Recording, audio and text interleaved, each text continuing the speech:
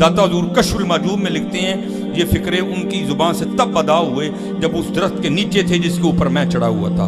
آپ فرماتے خدا کی عزت و عظمت کی قسم پورا درخت، اس کی ٹہنیاں، اس کا تنا، اس کی جڑیں بھی سونے کی ہو گئی، سارا، ہاں سارے سونے کا ہو گیا.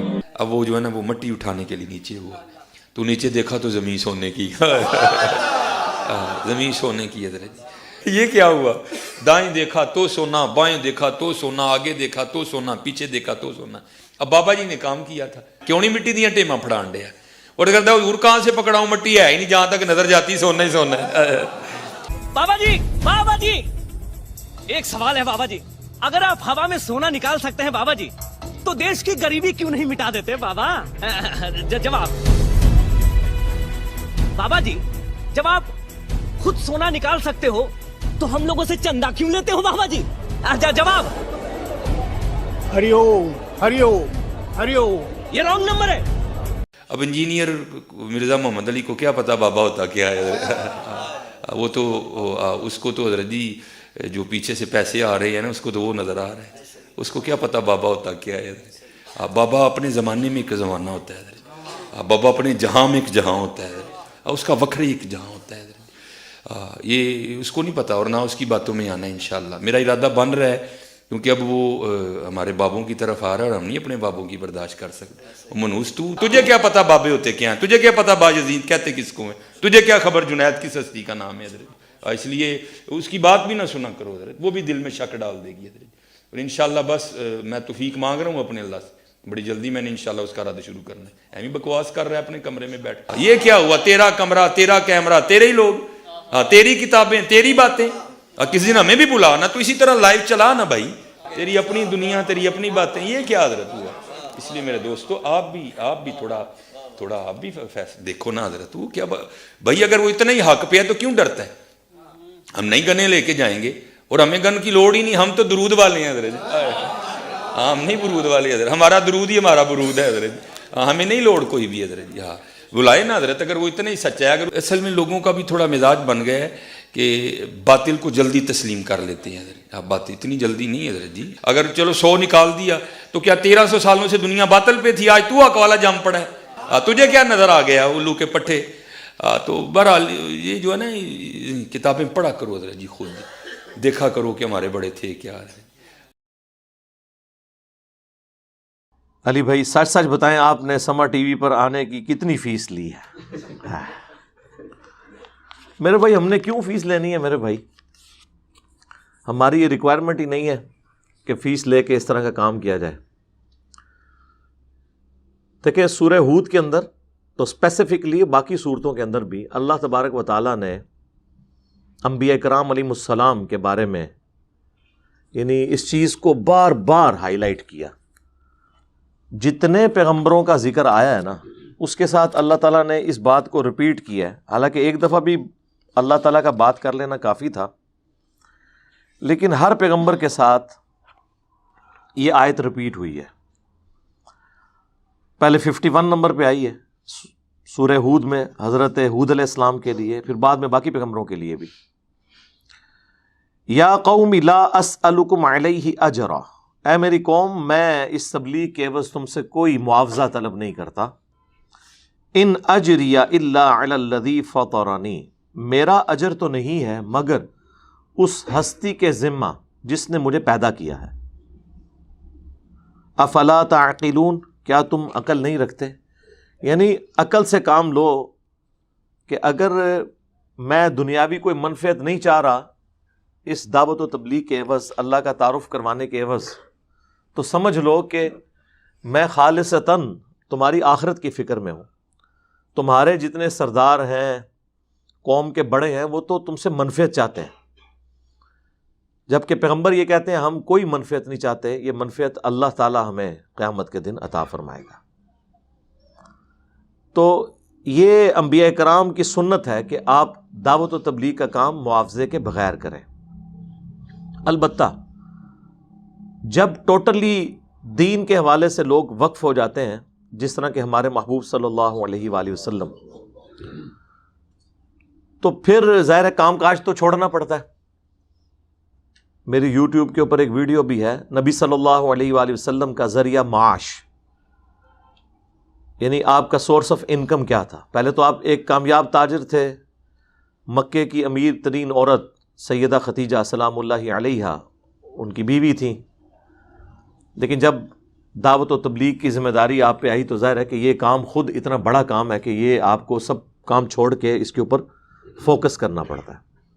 اگر آپ نے مشن کرنا ہے، اگر یہ پارٹ ٹائم جاب کے طور پہ کرنا ہے پھر تو آپ کرتے رہیں، لیکن اس سے کوئی دنیا میں تبدیلی نہیں آتی ہے جب تک کہ آپ اسے مشن کے طور پر اڈاپٹ نہ کریں. تو پھر آپ صلی اللہ علیہ وآلہ وسلم بیت المال ہی میں سے اپنا گزر بسر کرتے تھے. پھر سورۃ الانفال میں اللہ تعالیٰ نے مال غنیمت کا 5واں حصہ اہل البیت کے لیے رکھ دیا، نبی علیہ السلام کے رشتہ داروں کے لیے، آپ کے مہمانوں کے لیے. لیکن آپ صلی اللہ علیہ وآلہ وسلم نے کوئی جائیدادیں نہیں بنائی ہیں، سبسسٹنس لیول کے اوپر سب کچھ کیا. یعنی آپ ایک امیر ترین عورت، آپ کے عقد میں ایک ڈائنامک لائف اعلان نبوت سے پہلے، اعلان نبوت کے بعد ہونا تو یہ چاہیے تھا جس طرح کہ یہاں پر ہوتا ہے کہ جب تک کوئی عالم دین یا مذہبی پیشوا اسٹوڈنٹ کے طور پہ ہوتا ہے تو بیچارہ سائیکل پہ ہوتا ہے، جب وہ علیحدہ سے اپنا مدرسہ قائم کر لیتا ہے کچھ عرصے بعد اس کے نیچے گاڑی بھی آ جاتی ہے، بنگلے بھی بننے شروع ہو جاتے ہیں، ڈرائیور بھی، سیکیورٹی گارڈز بھی رکھ لیتا ہے. نبی علیہ السلام کے کیس میں ایسا نہیں ہوا. آپ نے جب دعوت و تبلیغ کا کام شروع کیا ہے تو فاقوں پہ نوبت آ گئی، اور یہ فاقے آپ کی وفات تک رہے ہیں. بخاری مسلم دونوں میں حدیث ہے، اللہ کے محبوب صلی اللہ علیہ وآلہ وسلم یہ دعا کیا کرتے تھے، اے اللہ محمد اور آل محمد کو بس اتنا ہی رزق دینا کہ ان کی سانس چلتی رہے، روح اور جسم کا رشتہ برقرار رہے، سبسسٹنس لیول کے اوپر. اور بخاری اور مسلم میں آتا ہے کہ اما عائشہ کہتی ہیں کہ نبی علیہ السلام کی وفات تک ہماری یہ حالت تھی کہ بعض اوقات 1 مہینہ، بعض اوقات 2، بعض اوقات 3 مہینے تک ہمارے گھر میں چولہا نہیں جلتا تھا، کوئی چیز پکانے کے لیے ہوتی نہیں تھی، اور 2 کالی چیزوں پہ کھجور اور پانی کے اوپر گزارا ہوتا تھا. کھجور بھی کوئی پیٹیاں نہیں کھجور کی، 2 کھجوریں صبح 2 شام کو، 1 میٹھا پانی کا پیالہ صبح 1 شام کو. ریگستان والے علاقے کے اندر پانی کو لے کے آنا بھی ایک ایشو ہوتا تھا. ہم تو جس وقت بھی اٹھیں تو جا کے پانی پی لیتے ہیں فریج سے نکال کے، یا بوتلوں میں سٹور کیا ہوتا ہے. اس زمانے میں تو ایسا نہیں ہوتا تھا، مٹکے دور دور سے بھر کے لائے جاتے تھے. ایک پانی کا پیالہ بھی صبح کے وقت مل جائے، ایک شام کے وقت، تو یہ غنیمت ہوتا تھا. تو اللہ کے محبوب صلی اللہ علیہ وآلہ وسلم اعلان نبوت کے بعد آپ کا جو لیونگ سٹینڈرڈ ہے وہ بالکل سبسسٹنس لیول پہ آ گیا تھا. ہم کبھی یہ نہیں کہتے ہیں کہ دین کے لیے جو لوگ وقف ہیں ان کا ذریعہ معاش جو ہے وہ دین سے نہ ہو. ہم کہتے ہیں ہو، لیکن سبسسٹنس لیول پہ گزارے کے لائق، جائیدادیں نہیں بنا سکتے.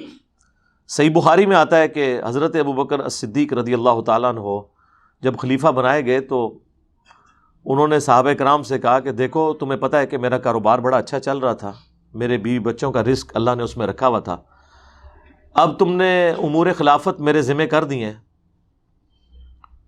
تو ظاہر ہے کہ میں اب ان کو کیسے کھلاؤں گا. تو پھر صحابہ کرام نے مشورہ کر کے ایک عام مہاجر کا جو وظیفہ تھا نا وہ ان کے لیے مقرر کر دیا. اور بخاری کے الفاظ ہیں کہ ابو بکر مسلمانوں کے امور خلافت کو چلائیں گے اور اس کے عوض مسلمان ان کے بیوی بچوں کا خرچہ اٹھائیں گے. اب یہاں پہ ایک معصومانہ سوال ہے کہ حضرت ابو بکر صدیق رضی اللہ تعالیٰ عنہ جو اس امت میں ٹاپ کی پرسنالٹی ہیں، انہیں بھی اپنے ذریعہ معاش کے لیے اپنا وظیفہ مقرر کرنا پڑ رہا ہے. ایسا نہیں ہو رہا کہ وہ جناب درخت کے اوپر دیکھیں تو سونا، نیچے دیکھیں تو سونا، دائیں دیکھیں تو سونا، بائیں دیکھیں تو سونا، مسلح اٹھائیں تو سونا. داتا حضور کشف المحجوب میں لکھتے ہیں یہ فکرے ان کی زبان سے تب ادا ہوئے جب اس درخت کے نیچے تھے جس کے اوپر میں چڑھا ہوا تھا.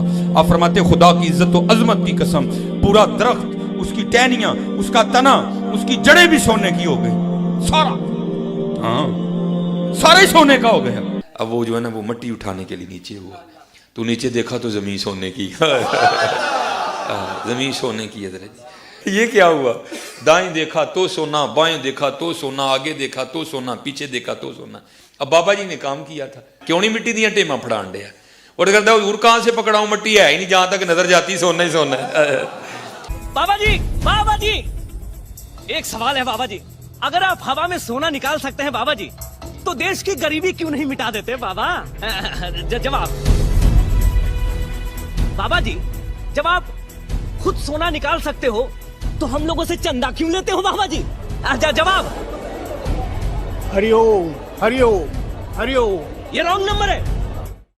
तो फिर हम ये कहने में हक बजाने में ना कि अगर सैयदना अबू बकर का ये स्टेटस है तो ਤੁਹਾਡੇ बाबे ते शाही कोई नहीं, तो सोना।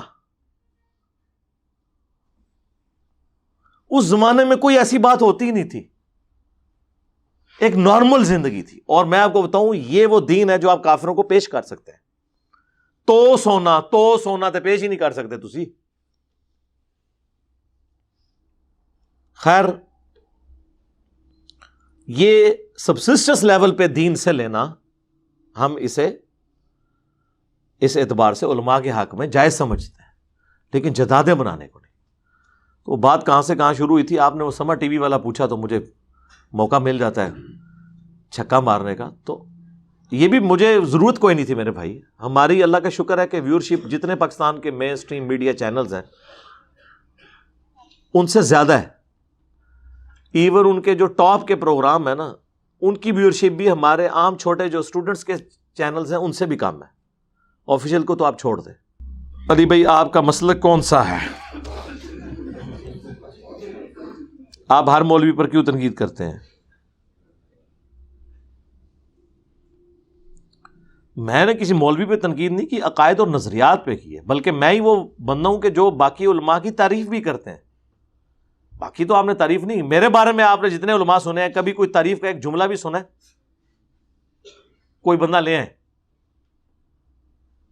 मैं तो जिनका रद्द, गामदी साहब का रद्द किया उनके लिए तारीफी कलिमात बोले हैं, तारिक जमीर साहब का रद्द किया उनके लिए तारीफी कलिमात बोले तो हैं, रद्द भी किया। अहमद बरेलवी साहब का मैंने कई वीडियोस में रद्द किया, उनकी किताबों का पोस्टमार्टम किया है, आला हजरत कह के उनकी बातों की तारीफ की, उनके कुरान के बाज़ जगह जो तर्जमा उन्होंने बहुत अच्छा किया उसकी तारीफ की। सर, हमसा हो तो सामने आए, ये बात कहना आसान है। लॉजिकली आप हमारा मुकदमा जरा ले जाएं गोरे की अदालत में। हमारे अलावा कोई और प्लेनेट अर्थ पे एक आलम दीन भी है जो कि सबको सुना करो? फिर मैं आपसे पूछूंगा, कितना खतरनाक मामला है कि आप जिन लोगों को इतना इतना बुजुर्ग समझते थे, आप जिन लोगों को दुनिया पे अल्लाह की हुज्जत समझते थे, दीन के सिपाही समझते थे, एक बंदा नहीं आप उनमें से निकाल सके जो ये कहता हो कि सबको सुनो। लोग कहते हैं नहीं, इंजीनियर साहब दावे करते हैं, दावे मैं जो कर रहा हूं 2+2=4 वाले कर रहा हूं ना। आप आए मुझे झूठा साबित कर दें कि ये देखें, ये इंटरनेशनल स्पीकर है जो कहता है सबको सुनो। झूठा करे ना साबित। ये इंटरनेशनल स्पीकर है जो किसी से 1 रुपया नहीं चंदा लेता। कोई बंदा तो लेके आए ना। आज तक आप 10-15 साल में एक बंदा प्रोड्यूस नहीं कर सके, तो खाम मेरे ऊपर इल्जामात लगाने। जल्दी करें मुझे झूठा साबित। जितने इंटरनेशनल स्पीकर हैं उनके मैं आपको बजट बता देता हूं। मैं नाम नहीं लेता क्योंकि उनमें से कई की मैं भी इज्जत करता हूं। मेरी नजर में कोई बंदा नहीं है जो चंदा ना लेता हो और लग्जरियस लाइफ ना गुजार रहा हो, कोई एक भी नहीं है। तो पहले हमसा हो तो सामने लेके आए, फिर हमें पे बात करें, ठीक है ना। ये तो ना कहें हम तो इस सिस्टम के बेनिफिशियरी है ही नहीं है। लोग कह तो देते हैं बड़ी आसानी के साथ, ठीक है ना। मैंने पहले भी कई दफा इस चीज को हाईलाइट किया है कि ये क्या हुआ कि वो सारी खूबियां आप एक आलम दीन या दीनी पेशवा के अंदर ऑब्जर्व करते हैं, वो किसी में आपको नजर नहीं आ रही। तो तुफ नहीं है फिर ऐसी सोच के ऊपर जो हमने सदियों से इन लोगों को इतना बड़ा समझा हुआ था। मैंने दावा किया है प्लेनेट अर्थ पे कोई बंदा बताएं 1200 साल में जो ये कहता हो कि सारे मुकादमे फिक्र के पीछे नमाज पढ़ना दुरुस्त है। तो फिर अगर मैं कहूं, फिर मुझे आप लोग कहते हैं कि 1200 साल में कोई बंदा सही नहीं गुजरा, तो मैं आपसे पूछता हूं ना, ایک دوسرے کے پیچھے نماز کوئی جائز نہیں سمجھتے رہے. حرم مکہ میں 400 سال تک انہوں نے 4 مصلے ڈال کے رکھے, 1517 سے لے کے 1917 تک. ان کو آپ رحمت اللہ علیہ کہتے ہیں اور باتیں آ کے کرتے ہیں ہمیں. کوئی لاجیکل بات کریں. کوئی ایک بات آپ لوگوں کے بزرگوں کی ٹھیک نہیں نکلی, کوئی ایک کردار والی چیز ان کے اندر نہیں نکلی ہے. پھر مجھے آگے کہتے ہیں کہ جی 1400 سال میں کوئی بندہ صحیح نہیں تھا. جی سے نبی صلی اللہ علیہ وآلہ وسلم, ان کے جانسار صحابہ اور اہل بیت, صحیح العقیدہ تابعین تبع. او اگے بھی ٹرو, اگے میں کہ تو ٹراں, میں تو نہیں ٹرتا, تسی لے کے آؤ نا. مدرسے منڈیاں نال کام تسی پاؤ, ویڈیوز تہاڈیاں لیک ہون, گالاں منو. یہ تو اللہ کا شکر ہے آج کیمرہ آیا تو ان کی ویڈیوز باہر نکل رہی ہیں, ورنہ انہوں نے تو 200-250 سال اور آپ کو بت بنا کے رکھنا تھا.